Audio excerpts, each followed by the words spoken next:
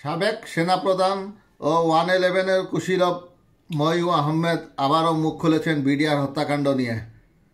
আলোচিত বিডিআর হত্যাকাণ্ডের নেপথ্য কাহিনী আজও অনুঘটিত রয়ে গেছে।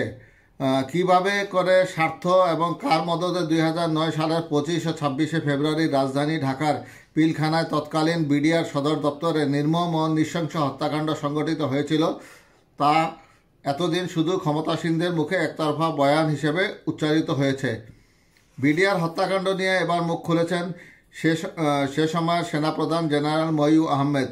26শে ডিসেম্বর সন্ধ্যায় বাংলাদেশ সময় শুক্রবার সকাল ফ্লোরিডা থেকে টেলিফোনে নিউ ইয়র্কে একটি গণমাধ্যমকে জেনারেল মঈন সরকারের তদন্ত কমিশন গঠনের ব্যাপারে সন্তোষ প্রকাশ করেন। তিনি বলেন, জাতির প্রত্যাশা পূরণে গঠিত কমিশনের তদন্তে প্রকৃত তথ্য উদ্ঘাটিত হবে, কারণ এই হত্যাকাণ্ডের ভিকটিমরা ছিলেন বাংলাদেশের চৌকস অফিসারদের অন্যতম। বাংলাদেশের সেনাবাহিনীকে ধ্বংসের অভিপ্রায়ে ওই হত্যাযজ্ঞ চালানো হয়েছিল। অবশেষে মইউ আহমেদ এটি স্বীকার করে নিয়েছেন।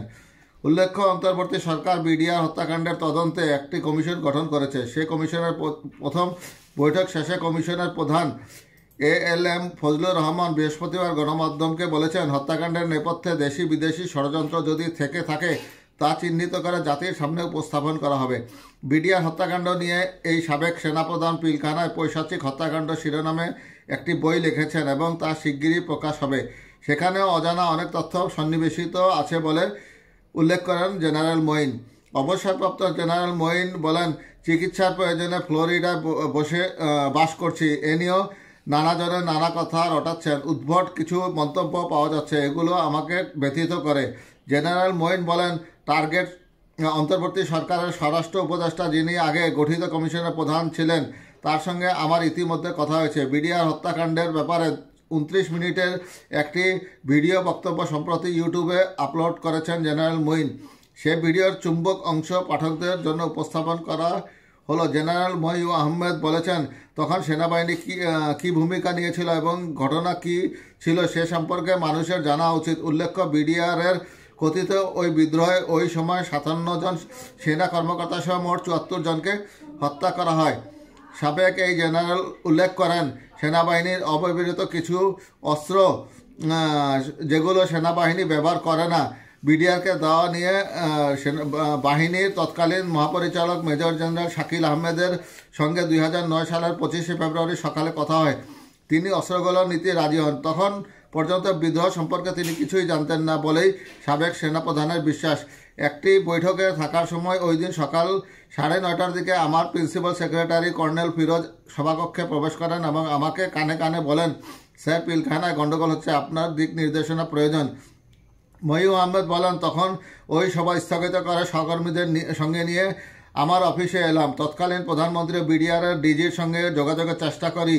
এডিসি ক্যাপ্টেন জোনায়েদকে নির্দেশ দিই টেলিফোনে যুক্ত করার জন্য। তাদের তাৎক্ষণিক সংযোগ পাওয়া সম্ভব হয়নি। সামরিক গোয়েন্দারা তখন পরিস্থিতি সম্পর্কে জানান।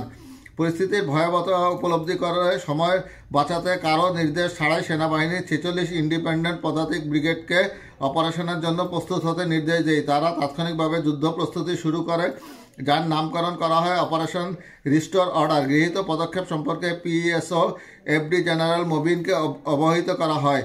সকাল 9:47 বিডিআরের ডিজিকে ফোনে পাওয়া গেল।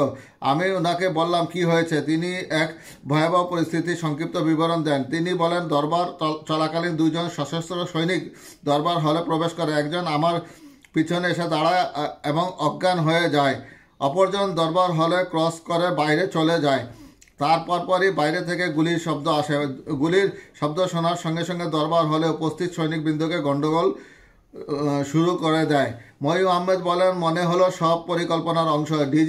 ডিজি আরও বলেন, আমি সেক্টর কমান্ডার এবং ব্যাটালিয়ন কমান্ডারদেরকে পাঠিয়েছি তাদের ফিরিয়ে আনার জন্য, যাতে করে পুনরায় দরবার শুরু করা যায়। মইউ আহমেদ উল্লেখ করেন, ওই দিন সকাল 9:54 তৎকালীন প্রধানমন্ত্রী শেখ হাসিনাকে মোবাইল ফোনে পেলাম। এর মধ্যেই তিনি বিডিআর বিদ্রোহ সম্পর্কে আমাকে অনেক তথ্য দিয়েছিলেন। এ সময় আমি তাকে অপারেশনের কথা জানালে তিনি জানতে চান কতক্ষণ সময় লাগবে ব্রিগেডকে তৈরি করতে। আমি বললাম, সাধারণত 6 ঘন্টা লাগে, তবে তাড়াতাড়ি করে 2 ঘন্টার মধ্যে তৈরি করা যায়। 46 ব্রিগেডকে পিলখানায় যাওয়ার অনুমতি শেখ হাসিনা দিয়েছিলেন বলে মইউ আহমেদ উল্লেখ করেন। ব্রিগেডকে 1 ঘন্টার মধ্যে যাত্রা করে উল্লেখ করে জেনারেল মহিউর আহমেদ বলেন, 46 ব্রিগেডের তৎকালীন কমান্ডার ব্রিগেডিয়ার জেনারেল হাকিমের নেতৃত্বে 10 জন কর্মকর্তা ও 655 জন সৈনিক পিলখানার উদ্দেশ্যে যাত্রা করে। সকাল 10:30টায় ব্রিগেডের অগ্রবর্তী দল জাহাঙ্গীর গেট অতিক্রম করে। ওদিকে বিদ্রোহীরা বিডিআর গেটগুলোর সামনে আক্রমণ প্রতিহত করতে বিভিন্ন ভারী অস্ত্র মোতায়েন করে বলে উল্লেখ করেন মহিউর আহমেদ। তিনি বলেন, বেলা 11:46 ব্রিগেডের প্রথম গাড়িটি পিলখানার মেইন গেটের কাছাকাছি পৌঁছালে বিদ্রোহীরা একটি পিকআপ লক্ষ্য করে রকেট হামলা চালায়। এতে চালক ঘটনাস্থলেই নিহত হন।